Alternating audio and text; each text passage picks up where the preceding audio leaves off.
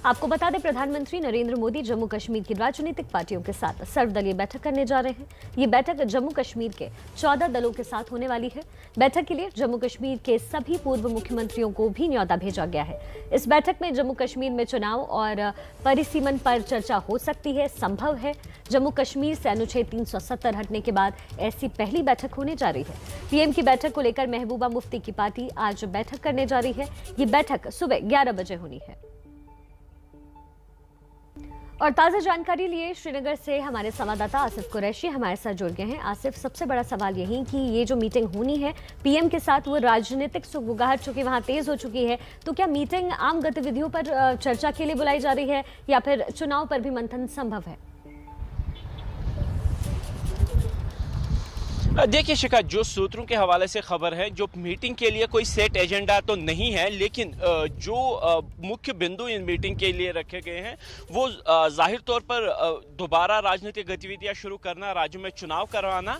लेकिन उससे पहले जो सभी राजनीतिक दलों की प्रमुख मांग रही है वो यूनियन टेरिटरी से वापस राज्य का दर्जा दिया जाना। इसीलिए इस मीटिंग पर इसलिए नज़र सबकी है कि क्या जम्मू कश्मीर को दोबारा राज्य का दर्जा मिलेगा और क्या इस मीटिंग से ही ये फैसला होगा कि चुनाव से पहले राज्य वापस मिलेगा या चुनाव के बाद वापस मिलेगा। इसीलिए जो सारी नजरें हैं वो इसी मीटिंग की तरफ सबकी लगी हुई है। दोनों ही पार्टियां, जहां नेशनल कॉन्फ्रेंस और पीडीपी की बात करें तो उन्होंने जब राज्य का विभाजन हुआ था और नीचे करके इसको यूटी बनाया गया था, उमर अब्दुल्ला और महबूबा मुफ्ती दोनों ने ही तब तक किसी भी चुनाव प्रक्रिया का हिस्सा बनने से साफ इनकार किया था जब तक ये यूनियन टेरिटरी बनी रहेगी। इसीलिए केंद्र सरकार के पास अब जो साफ संदेश है वो दोनों पार्टियों की तरफ से पहले ही आ चुका है कि यूनियन टेरिटरी में वो चुनाव नहीं लड़ेंगे और अब केंद्र सरकार अगर यहाँ पे दोबारा चुनाव प्रक्रिया शुरू करना चाहती है तो उसके लिए कोई ना कोई पहल जो केंद्र सरकार की तरफ से ही होनी है। लेकिन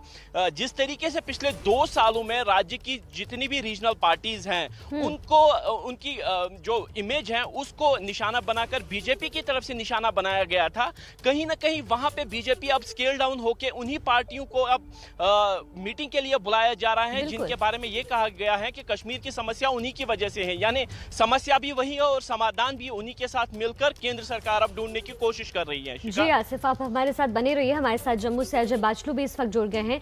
अजय, अब सबसे बड़ा सवाल ये कि पीडीपी की मीटिंग होनी है आज सुबह 11 बजे, तो क्या लग रहा है, क्या गुपकार गठबंधन में ये मंथन संभव है कि अब जाके पीएम से मिला जाए, या जिन मुद्दों पर वो बिल्कुल अडिग थे क्या उसमें कुछ चेंजेस अब संभव लग रहा है? जी बिल्कुल, देखिए कहीं ना कहीं अगर राज्य में जम्मू कश्मीर में शांति बहाली है और यहाँ पर लोकतंत्र की प्रक्रिया को आपको दोबारा से स्थापित करना है तो कहीं ना कहीं बातचीत का दौर जो है वो जो पिछले 2 साल से, जैसे आसिफ ने कहा, बंद था, वो अब खुला है। तो ये एक पॉजिटिव साइन, और जिस तरह से लगातार यहाँ पर इशारे मिल रहे हैं, चाहे वो पीडीपी हो, चाहे वो नेशनल कॉन्फ्रेंस हो या चाहे वो कांग्रेस हो, सभी लोग अब दबी आवाज़ में ये कह रहे हैं कि उन्हें जो है बात करनी है और बात के ज़रिए ही, बातचीत के ज़रिए ही समस्या का समाधान निकालना है। शिखा, यहाँ पर 2 और इम्पॉर्टेंट डेवलपमेंट्स जम्मू में हुई हैं जो मैं अपने दर्शकों को बताना चाहता हूँ। एक, जम्मू में एक ही जम्मू बेस्ड पैंथर्स पार्टी जो है वो बड़ा आरोप लगा रही है और ये कह रही है कि जम्मू की जो बाकी पॉलिटिकल पार्टीज़ हैं उन्हें इग्नोर किया गया है पीएम की तरफ से इस बैठक में। दूसरा, कांग्रेस के जो प्रदेश अध्यक्ष है गुलाम अहमद मीर, उनसे मेरी बात हुई है और कांग्रेस अपने बड़े नेताओं से,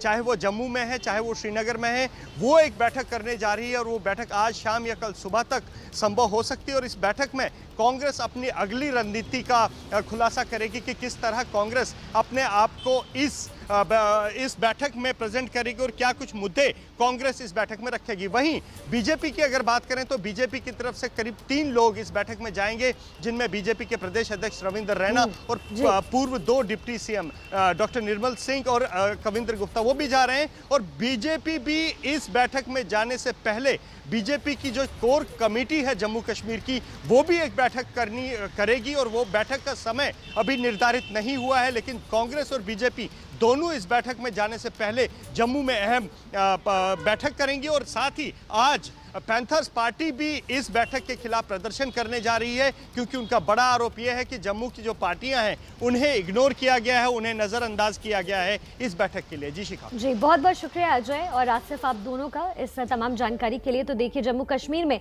राजनीतिक हलचल जो है वो तेज है।